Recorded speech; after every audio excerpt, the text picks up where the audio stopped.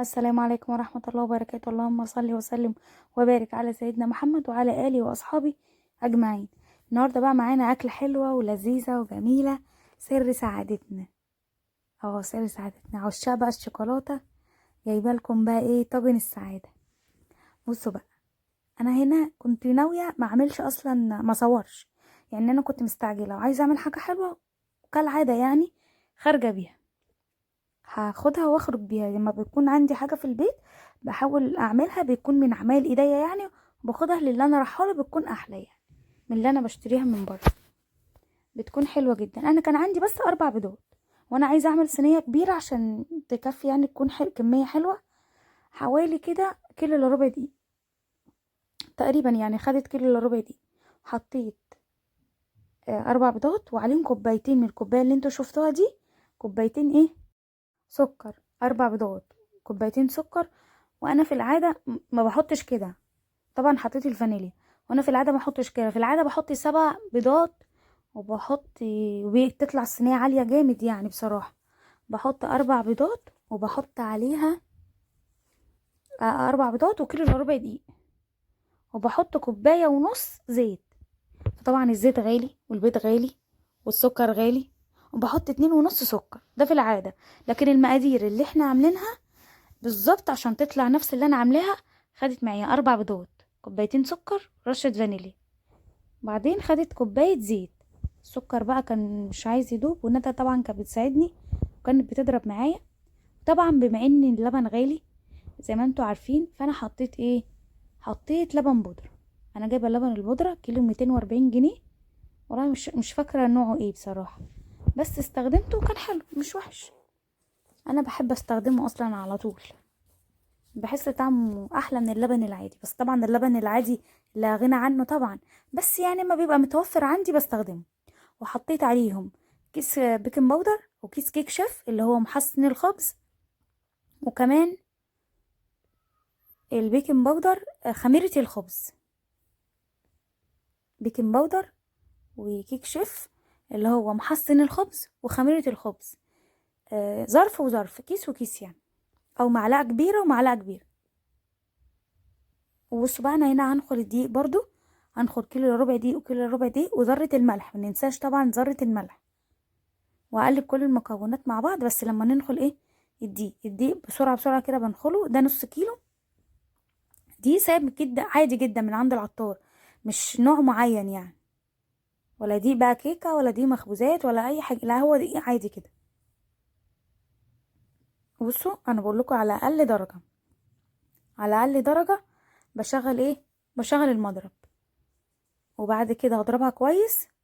بصوا بقى لونها بعد ما تتضرب، عارفين مش هيبقى مش حساه. طبعا ندى هتساعدني وهتجيب لي ميه تاني، وتقدري تستغنى عن اللبن خالص وتحطي ميه بس، ما فيهاش اي مشكله، وبتطلع زي الفل.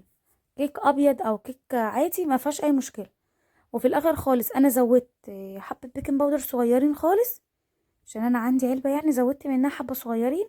وحطيت معلقه خل، بس انا ما صورتش اللقطه دي، بس بتكون حلوه وجميله. الخل بيدي للكيكه قوام جامد يعني بصراحه، بيساعد الخميرة على الفوران ان هي تعلى وتشتغل. بينشط الخميرة اللي هي ايه، البيكنج باودر، بينشطها، بتبقى حلوة يعني. وبيفتح مسام العجينة نفسها، الكيكة نفسها.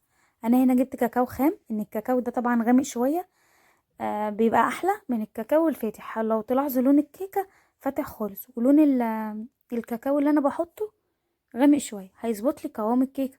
وكالعادة مش هينفع احطه زي ما هو كده، وبعدين هحطه في المنخل بتاع الدقيق وهنخله كويس. ونزلت كل التكتلات وشلت بقى الباقي، استغنيت عنه. وهنا جبت المضرب وكان بيفك معايا كالعادة يعني، بس اتصرفت. ما توقفيش نفسك على اي حاجة، انتي واقفة في المطبخ ابدعي، ابدعي كده. انا كان نفسي في الاكلة دي جامد جدا بصراحة، بجيبها من بره. مش عارفة هي معمولة طبقات كده ازاي يعني، او معمولة من ايه، او طعمها في ايه. فانا بصراحة قلت ايه، قلت انا هجرب يعني. وهي معايا كده وانا بعملها، قلت طب ما انا جاتلي فكرة. ولون الحرف كده، لون الشوكولاتة، شايفين حرف الطبق لونه شوكولاتة خالص. قلت لا، طب ما انا ممكن اجرب واعمل حاجه حلوه كده. فانا بقى بعد هنا ما صبيت الكيكه كنت خايفه تعلى معايا قوي وتزيد، فبصراحه يعني كنتش هفضيها كلها، كنت هجيب قالب مولتون كيك كده كنت هفضي فيه. بصوا بقى انا هنا عملتها تحفه بصراحه، طلعت حلوه قوي. هو كان ممكن اقلل الدقيق شويه واقسمها على صينيتين صغيرين قوي، بس انا قلت لا، الصينيه الكبيره مره واحده عشان تدخل الفرن مره واحده. طبعا لازم اهبطها وتخرج كل الهواء اللي فيها. الكيكه يا جماعه بتتضرب بالمضرب عادي جدا بس على سرعه قليله، بلاش سرعه عاليه. بصوا السكينه نضيفه زي الفل. هنا انا كنت بشوفها لازقه ولا لا، والحمد لله مطلعتش لازقه وكانت سخنه. انا قطعتها بقى وهي سخنه، حابين تستنوا عليها لما تبرد براحتكم، بس انا حبيت وهي سخنه عشان تكون طريه وما تنشفش. لو نشفت معانا هتفرول معانا، احنا كده كده هنقطعها، بس احسن ما تتفرول كده وتبقى فرافيت ناشفه، لكن كده هتلزق على بعضها. بتكون حلوه وجميله، بتكون هشه وطعمها خرافه.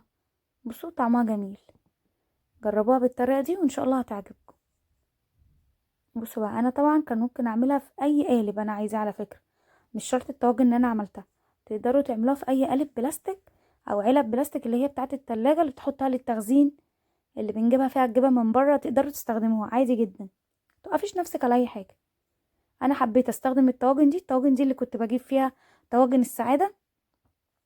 انا بصراحه ما كنتش اعرف اسمها، يعني عملتها وانا ما كنتش ناويه اعملها اصلا، بس انا بما ان عندي المكونات في البيت انا بحب الحاجات دي تكون موجوده فعملتها. فصاحبتي بعت لها وسالتها عليها، بصراحه هي قالت لي هي اسمها طاجن السعاده، بتبقى حلوه يعني. قالت لي حلوه وجميله بصراحه، وقالت لي انت حاطه مكوناتها ايه، فقلت لها، فبصراحه يعني عجبتها. يا رب بقى انتوا كمان تعجبكم وما تجربوها، هتكون من ايديكم طبعا احلى. واعمليها حتى من بواقي الكيك، جمعي بواقي الكيك اللي بتفيد معاكي في الفريزر واعمليها، مش هتقولك لا طبعا، هتبقى حلوه وجميله جدا. تقدروا كمان مع الكريمه، اقول لكم بقى انا ضربت الكريمه دي بايه. بصوا انا ضربت الكريمه حطيت عليها شوكولاته زي ما انتوا شفتوني كده،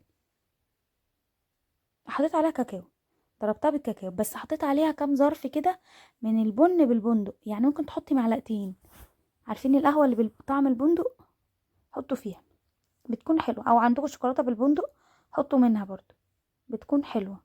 وانا جبت البواقي بتاعه الكريمه وحطيت فيها بقى حبه لبن بودره حوالي نص كوبايه، وحوالي برضو نص كوبايه كاكاو، وحطيت عليها كاكاو من اللي هو الغامق، يعني هو كله على بعضه نص كيلو.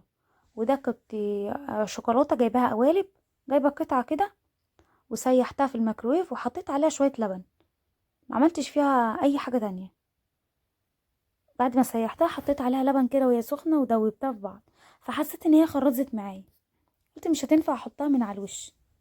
فروحت بقى عشان طبعا اللبن ساقع وهي سخنه، فروحت بقى حطيتها هنا وضربت كل المكونات دي مع بعض، وهرجع الاقيها تتقل معايا قوي، فهضطر ان انا ازود حبه لبن كمان. انا حطيت حبه لبن كده والله مش بمعايير ولا بمقادير، انا عملتها القوام زي ما انتوا شايفين كده. هو الكريم شانتيه بيكون سائل شويه عشان لسه ما دخلتش التلاجة، ما بتدخل التلاجة بتكون متماسكه اكتر. وهنا كمان حطيت في القوالب دي قوالب الكب كيك اللي هي استخدام مره واحده، بتكون حلوه برضو. اهم حاجه تسوي الكيكه طعمها بظهر المعلقه، حرفيا تسوي كمان الكريمه بظهر المعلقه، كريمه عاديه بميه ساقعه ولبن بودره وبس، وضربتها وحطيت عليها بقى قهوه بتاع بالبندق، نزلت عليها بخليط الشوكولاته، ظبطته كده بالمعلقه واتظبط معايا.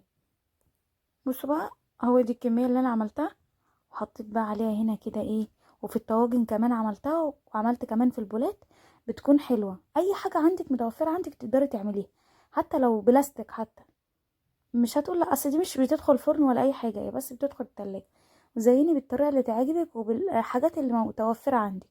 انا كان عندي حاجات كتير بصراحه، بس ده اللي كان تحت ايدي بصراحه، فانا حطيت منه بصراحه، كان طعمها حلو مش وحش. ولو عندك اي مكسرات بتنفع، عندك اي نوع من انواع الكريسبات بتنفع، وده كان فيديو جميل وسهل وجميل، واعملوها مش مكلفة، يعني ممكن تجيبوا الحاجة اللي انا عملتها دي حاجة في حاجة، وان شاء الله تتوفر عندكم وتعملوا